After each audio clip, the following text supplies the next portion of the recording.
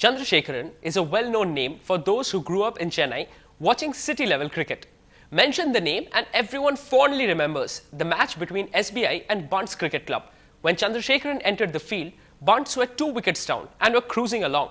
He gobbled up the rest 8 wickets in no time. This is one of Chandrasekaran's many memories of Madras.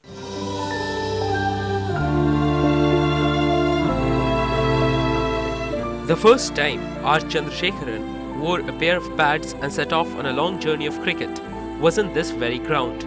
Now, as the retired AGM of SBI sits on an old bench in the school and flips through the old newspaper articles declaring his dominance over the game, it's a nostalgic moment for the veteran cricketer.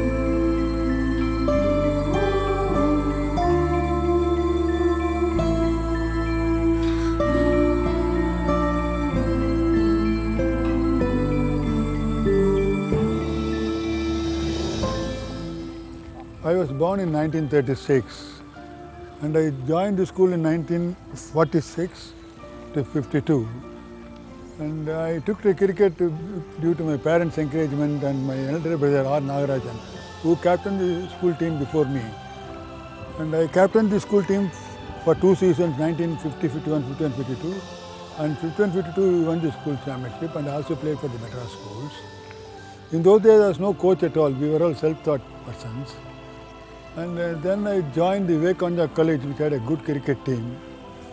One Mr. Suryanarayan, a former state player in Luss, who was living in Luss, he asked me to join Vivekananda College because he joined Vivekananda College. And I played for the Vivekananda College for 4 years from 1952 to 56 and did a lot of good performances. And last 2 seasons, 1954, 55, 55, 56, I was the best batsman of the college.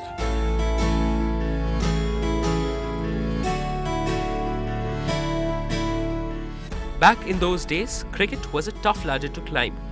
There were no under-19 and under-20 cricket tournaments and no coaches to tell aspiring kids how to bowl those perfect in-swingers. And an incentive as simple as a magazine subscription was enough for cricketers to battle it out at college level. We were forced to start from the lower division and every year we got promoted. Within 3 years we came to first division. And the first year itself we started winning the championship of the first division. And not only that, we were winning the Sport Ambassador Trophy. It was Sport Ambassador Trophy which made so many companies to recruit cricketers. The winners were given 1 year free Sport Ambassador copy.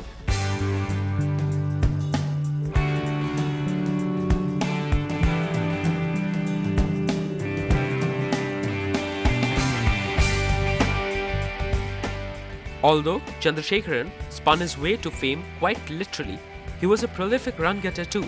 His 176 against SBI Bombay is a memory that is still fresh in his mind. But when it comes to memories, there are just too many to choose from. 1964, when I took 8 wickets against Parry and Company, where the opponents had about nearly 5 to 6 state players, I took 8 wickets and won the trophy. And Sport Ambassador published it in the center page against one Combest Cricket Club. We lost the first innings before lunch, but we made them bat again and we won the match ultimately.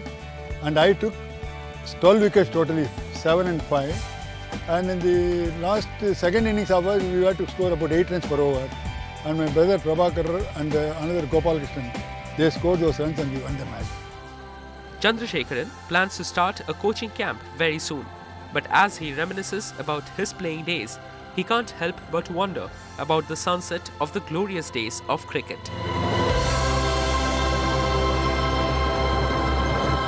We played the game for more as a game and we have to spend our own money. We have to carry kit in our own cycles and play a game. We need to contribute for playing, running the team. But present day you get money to play cricket and boys are demanding money to play cricket. And it has become money oriented, lot of jealousy, so many things, too much competition and a lot of things, bad things have come into play nowadays. Whether it is good or bad, only future can tell. Especially, in my opinion, the T20 is spoiling good cricket. Many test players have said the same thing. Test cricket is real cricket. The difference between test cricket and this T20 is like the difference between classical music and this Terikuthu music of present day cinema.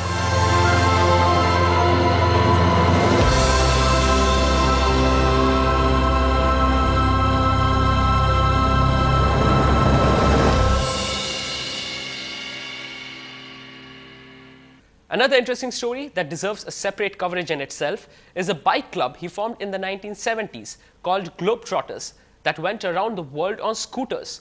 He later employed the same name for cricket teams that he took all around the world. I wish we could tell you more about that, but sadly, that's all the time we have on this episode. Do write into us about your feedback to feedback@ndtv-hindu.com. See you again next week.